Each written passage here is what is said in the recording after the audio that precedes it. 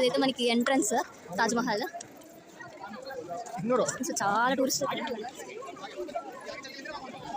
అక్కడ ఒక మ్యాప్ కూడా ఇచ్చారు మనకి.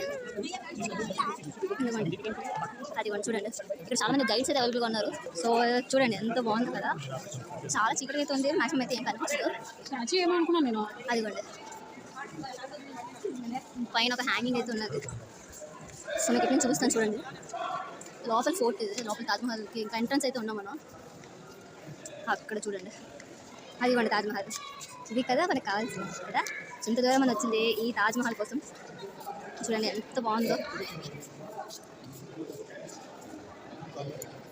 చాలా బాగుంది కదా, సూపర్ అండి అసలు సూపర్. ఈ అందం కోసం ఇంత దూరం నుంచి మనం వచ్చాము.